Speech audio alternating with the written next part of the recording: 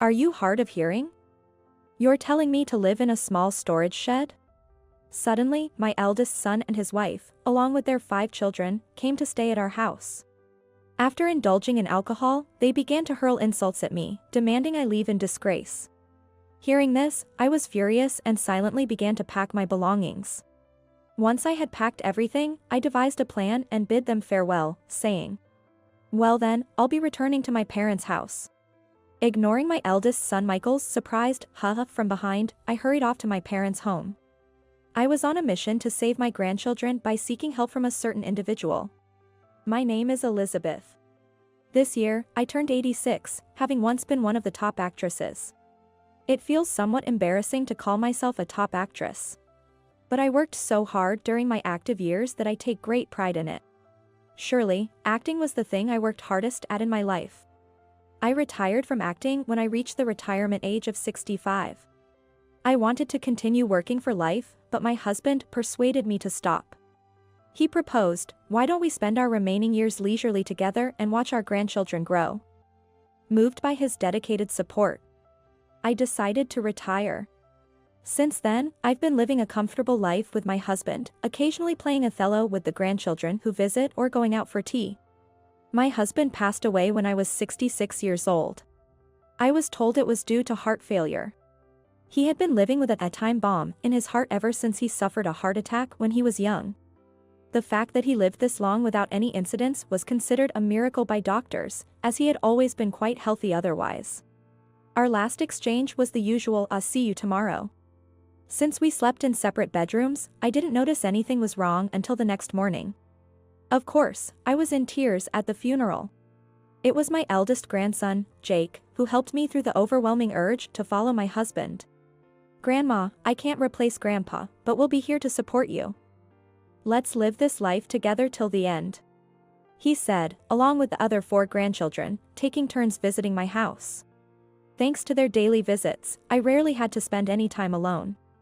However, one day, even Jake, who visited the most, suddenly stopped coming to the house. It was so sudden. Normally, someone would show up every other day, but then, all of a sudden, no one did. Worried something had happened, I decided to call my son Michael's house. "Hello?" The person who answered was Michael's wife, Emily. I didn't know her well, we had only met at their wedding and my husband's funeral. Without a proper introduction, Michael got married. Before we had a chance to navigate any mother-in-law issues, a grandchild was born, leaving Emily and me in a state almost akin to estrangement. Thinking it wasn't good for the future, I tried inviting her for meals and other things, but she consistently declined. Despite my efforts to reach out, I was continuously turned down, leading me to feel as though I was being deliberately avoided. Since then, I've been distant from Emily. My discomfort around her was significant. Hello. Emily? This is Elizabeth speaking. Elizabeth. How are you doing? In contrast to the octave higher voice that answered the phone, I could tell the warmth vanished instantly upon hearing my name. She responded lazily in a tone lower than her usual speaking voice. Although her attitude hurt me, my reason for calling today wasn't about her. Why hesitate now? Determined, I asked Emily. Lately, I haven't seen Jake and the others around. Is everything okay? I'm worried, are they all right? They're as healthy and active as ever. So, please don't worry. It's just that they've been coming over to your place so often. I thought it might be too much, so I've kept them at home. I was taken aback by her response. Kept them at home? I never said they were a bother. There's no need to worry about that, they're always welcome here. No. They were coming over almost every day, and I didn't want you to think less of my parenting. Please, don't mind it. Emily then made these sarcastic comments. Her words were so unexpected, I couldn't help but respond sharply. I would never think that. Please, don't be offensive. Oh, is that so? I'm terribly sorry. However, the children won't be visiting for a while. Please enjoy your solitude. With that, Emily hung up abruptly, leaving me with the dial tone. I was genuinely taken aback by her remarks. Once again, Emily's aversion to me was evident, though I couldn't understand the cause. What led her to act this way? Did I inadvertently do something to offend her? Our interactions were limited to a few occasions. And even then, we barely communicated. I was left with many unanswered questions. It seemed I would have to forego seeing my grandchildren for some time. This thought left me deeply saddened for the rest of the day. Eventually, Michael reached out to me unexpectedly. "Long time no talk, Mom. I know it's sudden, but can we stay over tonight?" Michael's tone was casual. Was he aware of the recent conversation when he called? I decided to inquire directly. "Just you staying over? Why just me? It wouldn't make sense without Emily. The whole family will be coming." "The whole family? Has Emily agreed to this?" Michael's devotion to Emily was absolute, almost to the point of idolization. Even if Emily was at fault, Michael would justify her actions. In other words, he wouldn't take my side. That's when it hit me. She knows. That's why I'm calling. "Emily mentioned something, Mom. Could you ease up on my wife?" Michael clearly sided with Emily. Though I expected it, remembering Emily's previous comments only intensified my frustration. I understand you might feel overshadowed by Emily's charm. But let's move beyond petty squabbles. What was he implying? Did he believe my concern was rooted in jealousy over Emily's affection from him? I harbored no fondness for Michael. That feeling vanished the day he married Emily. Such a profound misunderstanding. Feeling a sense of disgust at Michael's words, I fell silent, and perhaps sensing he had gone too far, he seemed to reconsider. Awkwardly laughing, Michael started to bait me by bringing up the names of the grandchildren. "Come on, Jake and the others really want to see you. Please, just for tonight." The moment I heard my grandchildren's names, memories of the last time we met came flooding back. My grandchild left with a smile, saying, "See you tomorrow," as they waved goodbye. How much time has passed since then? My anger dissipated, replaced by a hollow feeling of loneliness. "All right. I'll get things ready, just let me know when you're coming." Typical mom. Thanks, you're a lifesaver. In the end, my desire to see my grandchildren outweighed my reluctance to deal with my eldest son and his wife. Little did I know, this agreement would become my biggest regret. Upon their arrival, Michael and his family made themselves at home as if they owned the place, heading straight for the living room. The grandchildren greeted me politely, and the youngest, Sophie, who was only 14, showed more manners than her parents. This must be thanks to Jake. He once told me during a previous visit. "It seems like Mom and Dad aren't interested in us, so I've been acting like a parent to everyone." At the time, I thought Jake was just being indulgent towards his parents. But seeing this situation, I understood. It wasn't that Michael and his wife were overly dependent on Jake. They likely weren't properly looking after their own children. Jake's role as a surrogate parent was quite literal. In effect, Jake had stepped in as the actual parent, truly caring for his siblings. That must be the case. "Grandma, sorry, okay? Were you all right?" While I was glaring at Michael and his wife, who had rushed to the living room, Jake spoke to me discreetly, ensuring his parents didn't overhear. "Jake. Are you okay? We'll talk about it later. Here's my contact info. I had to get a new phone because the old one was cancelled, so make sure you save this, okay?" Jake slipped a note into my cardigan's front pocket. Suspecting his intentions, I whispered to him. "Did you ask your dad and the others if you could stay here because you wanted to?" It came with a lot of begging and insults. "Dad and Mom are insane. If this continues, my siblings are in danger." His words drained the color from my face. Why should visiting here come at such a cost? Could a son really do such things to his mother? I was skeptical of the story. But then, I unexpectedly noticed an injury on Jake's neck. "Jake, what's that? I'll contact you later, so please read this. Today is the only chance to save my siblings. Please, Grandma, help us." After delivering his message, Jake quickly left to avoid suspicion and joined his parents. I rushed to the bathroom and sent a message to the contact on the note he had given me. Then, acting as if nothing was wrong, I headed to the living room, where Emily was looking at me with dissatisfaction. "Elizabeth, we're guests here, you know? Can't we even get a cup of coffee?" Emily taunted me with a mocking tone.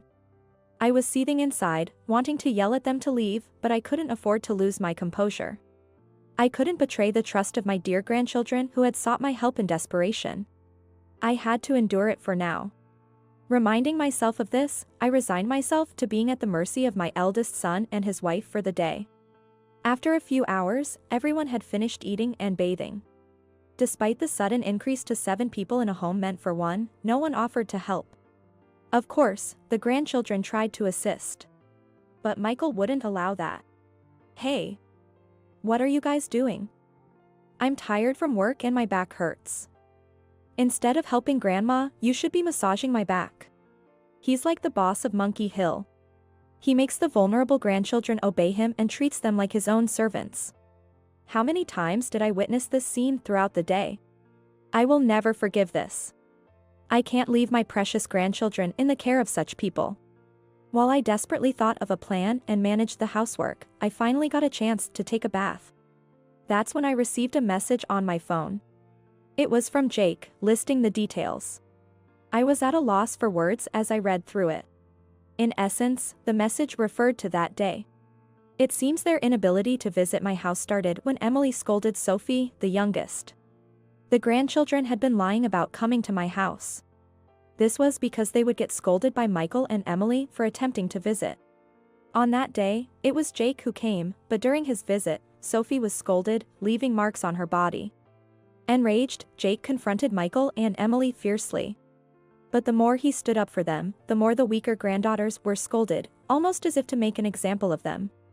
Unable to bear seeing them cry and beg for forgiveness, Jake had no choice but to obediently follow Michael and Emily's orders. The terrible acts continued, and whenever Jake showed the slightest displeasure, Michael would fly into a rage. He resorted to physical means to discipline Jake. Feeling helpless, unable to do anything on his own. Desperate for someone to help. Thinking of me, he wondered if meeting me could somehow offer salvation. Pleading with Michael and Emily, Jake begged to see me one last time, no matter what. The message detailed other vile acts they had endured, making me feel sick just reading it. All the grandchildren had marks hidden under their clothes, living in fear of Michael and Emily. They wouldn't let them see me without a reason. They would surely take some action, so Jake urged me to be cautious. The message ended with that warning. Pondering over how to resolve this issue and stepping out of the bath, I saw Michael and Emily drinking heavily. "Hey, Mom, you're done already? It would have been nice if you just drowned in the bath." "Just kidding. That would be too much trouble to clean up afterward, so never mind." "Hey, don't say too much. If she starts crying in her sleep, her wailing will keep us awake." Their vile laughter and mocking of me were unbearable. I couldn't hold back any longer. Deciding on a course of action, I was about to move when Emily said something shocking. "By the way, since this house is so small, you should sleep in the storage shed." I stopped in my tracks at her words. "Excuse me? What did you just say? Are you hard of hearing? You're supposed to sleep in the storage shed." Perhaps it was the alcohol speaking. Emily glared at me annoyingly, her attitude haughty. And Michael joined in, both of them intent on driving me out of the house. "Yeah. We want to spend time as a family without interruptions, so Mom should get the hint and leave." Hearing this, my anger exploded. There was no need to hold back anymore. Michael, a memento of my late husband. I had endured so much, thinking of my husband, but that didn't matter anymore. I would make them regret this. LL show them hell, I resolved. Silently leaving the living room, I gathered only the valuables and important items from my room before returning to the living area. Michael and Emily looked surprised to see me with my belongings and regarded me with curiosity. "Just as you wished, you can have the house to yourselves." "I'm going back to my childhood home," I declared. "What? Back to your childhood home? What are you talking about?" "See you." Michael appeared confused by my pointed statement. Ignoring any response from him, I made my way directly to the door. As soon as I stepped outside, I quickly sent a message to Jake from my phone. "Wait for me. Grandma will find a way to save you." After sending just that, I shut my phone. Leaving my house behind, I headed to the home of my youth. Standing before the grand entrance, I inhaled deeply and, with determination, pressed the doorbell. My lady? What's happened? Enough with a my lady, Ethan. Remember, I'm over 80 now. My lady is a title from another time. What are you saying? To me, you'll always be my lady. I'm opening the door now, please hold on. After our brief exchange, Ethan opened the door. I was then welcomed by several butlers, with one woman gazing at me attentively. What brings you here at this time? Couldn't you have visited earlier? It's dull here by myself. You could visit more often, you know. You're as lively as ever, sis. I wish I could borrow some of your vigor. The person expressing her solitude despite her sharp tone is my sister, who succeeded our father as the CEO of the family business. She's the only family I have left. She was there for me throughout my acting career, even when I couldn't see our parents due to various reasons. My sister's stern yet tender support has saved me numerous times, and she remains someone I greatly admire. Welcome back, my lady. Ethan, can we please let go of the my lady? As much as you request, it's ingrained in me.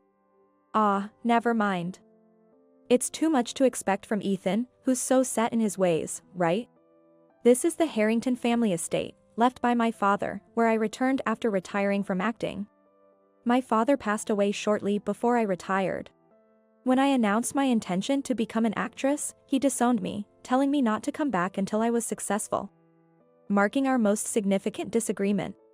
But his disownment wasn't out of disapproval. It was his way of pushing me to succeed in the entertainment industry without relying on the Harrington name. Realizing his intent, I threw myself into my career. At 45, I received the Best Actress award. That's when I reconnected with my father, and the estrangement ended, but by then, he was battling a chronic condition, much like my late husband. My father also suffered a heart attack and lived with the constant threat of it worsening, similar to my husband's situation. Both my father and husband were remarkable men.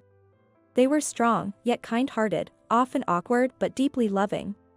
Shortly after my dear father's death, my mother passed away.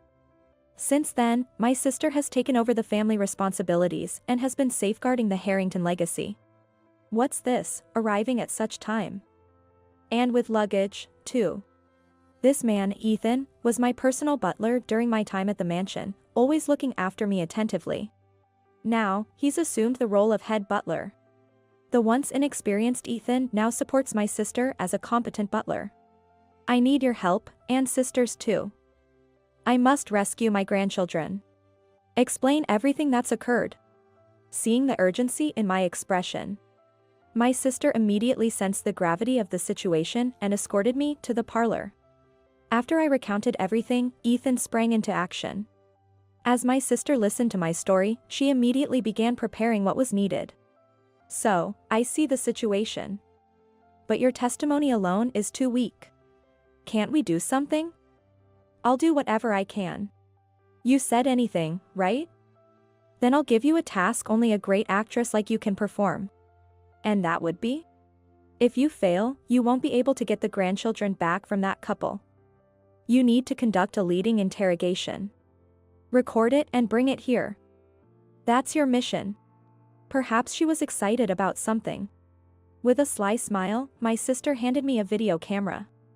Thus, a large-scale rescue operation involving my family was set in motion.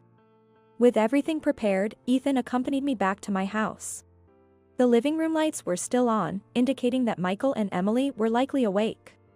However, amidst the raucous laughter, I could hear the crying voices of my grandchildren, continuously apologizing for some reason. Worried, I rushed into the house and headed for the living room. What are you doing to them? There, Sophie was on her knees, crying and apologizing, while the other grandchildren, despite being sleepy, struggled to stay awake.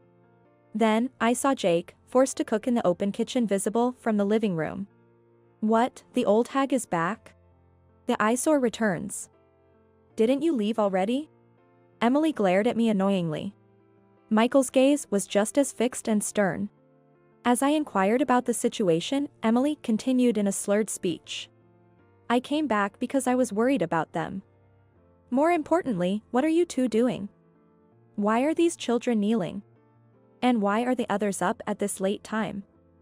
Explain yourselves. Do you even know what time it is? I gestured towards the clock, ensuring everyone could see the time. Shut up.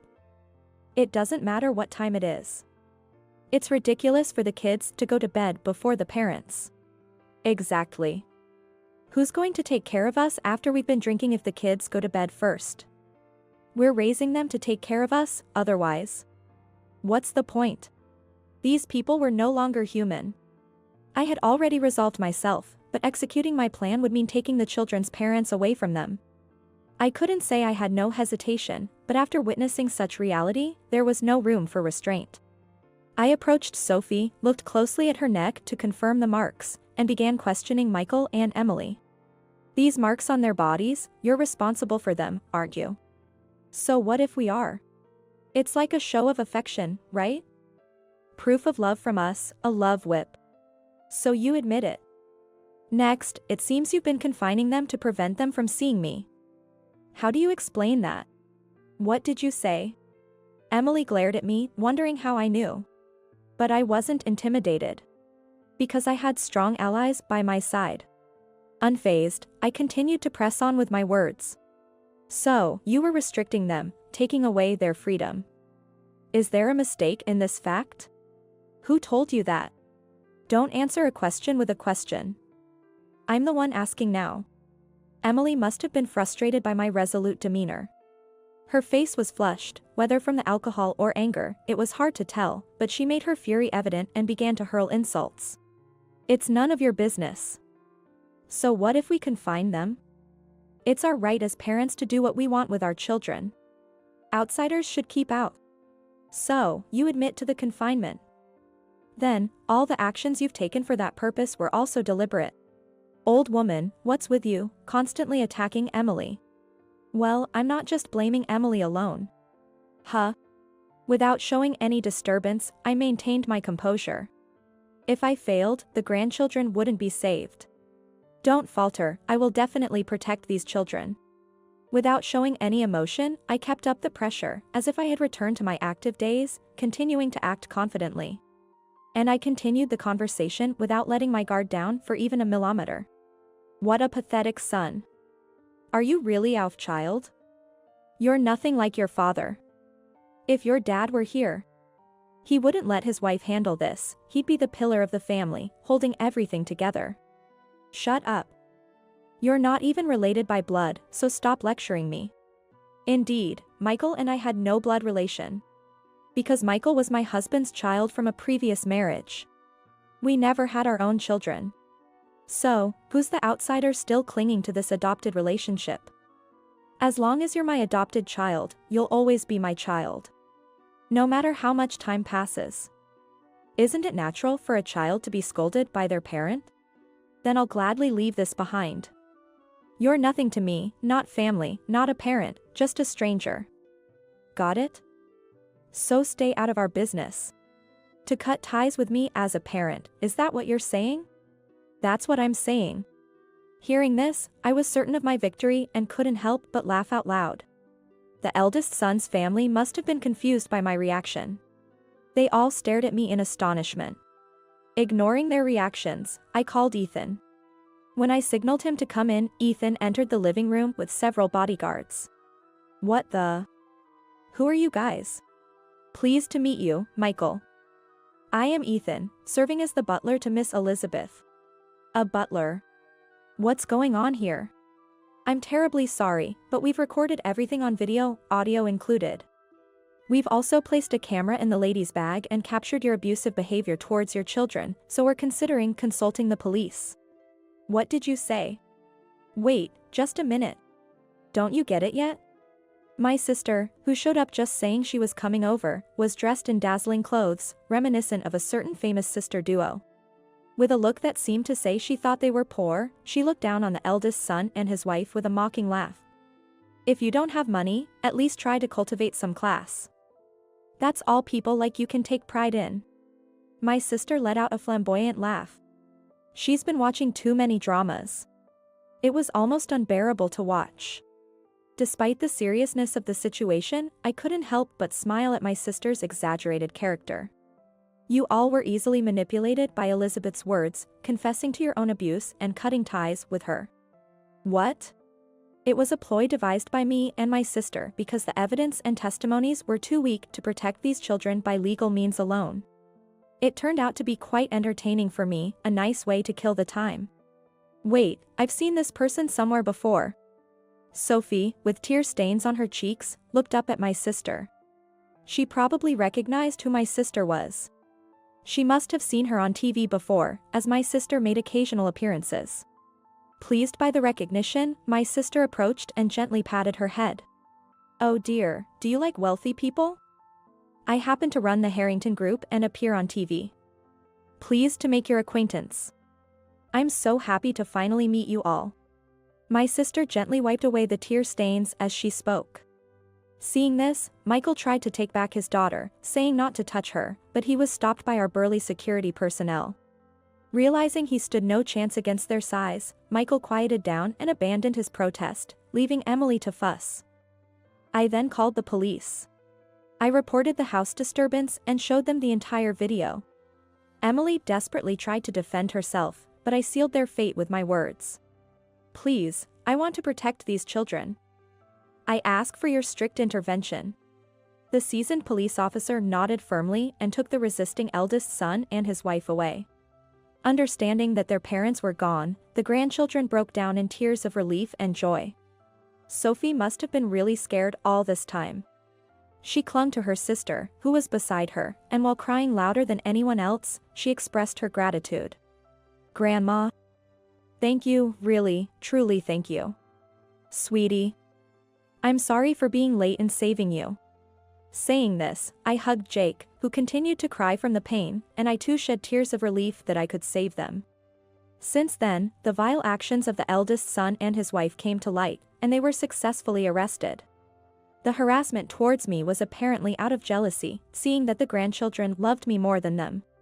The scars on the grandchildren's bodies also proved their guilt, and currently, the eldest son and his wife are serving time in prison. Worried that they might be released and return to their old ways, I decided to file for guardianship for the minors at the family court. Our excellent lawyer worked hard, and given the circumstances, it was highly likely we would win the case. Since then, I have been living happily with my grandchildren. Following my sister's suggestion, we moved out of the old house and are now all living together in my childhood home. Grandma, can you make us your children? The grandchildren asked in unison, requesting to be legally adopted. It might lead to another legal battle, but that doesn't matter.